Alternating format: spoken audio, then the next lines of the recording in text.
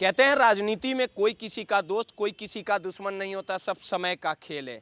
और बिहार की राजनीति में कब ऐसे हालात बन जाए ये किसी को नहीं पता है। आपको भी पता है कि लगातार बिहार की राजनीति में एक जो बड़ा नाम बड़ा कद बन चुका है वो चिराग पासवान का है। चिराग पासवान की पार्टी लोजपा रामविलास के जो सितारे हैं वो गर्दिश में चल रहे हैं। एक दौर ये भी था कि चिराग पासवान की पार्टी और परिवार किस प्रकार से बिखराव के कगार पे था और इसके लिए कहीं ना कहीं नीतीश ने बड़ी चाल चली थी। नीतीश कुमार के इशारे पे ही पशुपति पारस जो उनके चाचा हैं उन्होंने पार्टी को तोड़ने का काम किया था। इस तरह की बातें बिहार की राजनीति की सियासी गलियारों में हलचल तेज रहती थी, लेकिन चिराग पासवान ने संघर्ष किया और अपनी संघर्षों के बदौलत लोकसभा में आज उनका प्रदर्शन, लोकसभा चुनाव के समय उनका प्रदर्शन काफ़ी बेहतरीन रहा। 2025 में भी उनके 19 विधायक जीते, भारत सरकार में मंत्री है, यानी चारों ओर चिराग के चारों ओर खुशियां ही खुशियां देखने को मिली और उनके चाचा पशुपति पारस कहीं ना कहीं गुमनामी जिंदगी जी रहे हैं। लेकिन आज बिहार की राजनीति में हम युवा नेताओं की बात करेंगे और सीएम की कुर्सी में की बात करेंगे। वो भी दौर आया था जब चिराग पासवान ने नीतीश कुमार की पार्टी को, जेडीयू को 2020 के विधानसभा चुनाव में नंबर 3 की हैसियत वाली पार्टी बना दी थी और कहीं ना कहीं इसका खामियाजा जेडीयू को भुगतना पड़ा था। लगातार चिराग पासवान के कार्यकर्ता या उनके नेता के तरफ से कई बार इस तरह का नारा और हवाला दिया गया कि बिहार की कुर्सी पर चिराग पासवान से बेहतर नेता कोई नहीं हो सकता।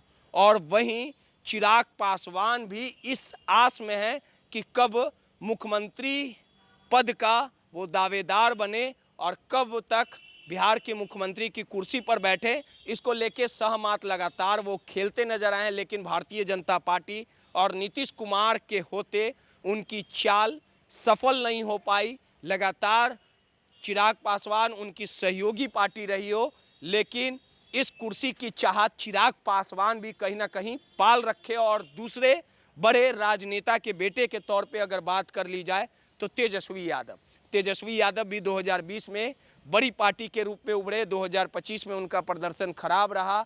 कई दफ़ा ऐसा भी मौका आया कि चिराग पासवान को बुलाने के लिए लालू प्रसाद यादव ने निमंत्रण दिया, दोनों को साथ आने की बातें कही, लेकिन चिराग अलग रहा, पकड़े नजर आए। आपको बता दें कि बिहार के नए युवा नेता के तौर पे चिराग से लेके तेजस्वी यादव सीएम की कुर्सी की चाहत रखते हैं, लेकिन नीतीश कुमार के होते उन्हें कभी कामयाबी नहीं मिल पाई। लेकिन अब तीसरे जो बड़े राजनेता के तौर पे निशांत कुमार की भी एंट्री हो चुकी है। निशांत कुमार को भी आगे की राजनीति करना इतना आसान नहीं है, क्योंकि बिहार की राजनीति में जो चिराग पासवान है वो परिपक्व हो चुके हैं, तेजस्वी यादव परिपक्व हो चुके हैं।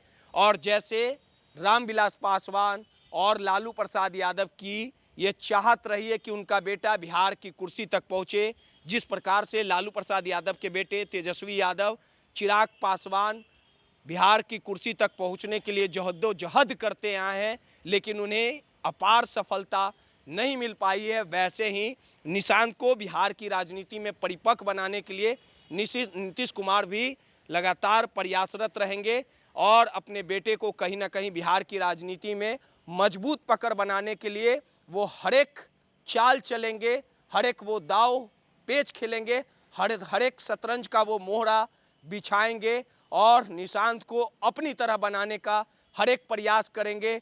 अब निशांत लालू प्रसाद यादव के बेटे तेजस्वी यादव चिराग पासवान की तरह अपनी फील्डिंग बिहार में टाइट कर पाते हैं कि नहीं, ये सब कुछ आने वाले समय में देखना दिलचस्प होगा। बिहार की राजनीति के अखाड़े में निर्णायक मोड़ पर चिराग और तेजस्वी, और जब निशांत का आमना सामना होगा तो निशांत भी चिराग और तेजस्वी की तरह अपना कद बिहार में बढ़ा पाते हैं कि नहीं बढ़ा पाते, ये सब कुछ निशांत और नीतीश कुमार के हाथों में है। सहयोगी बबलू के साथ रोहित, माई पीडीए समाचार, पटना।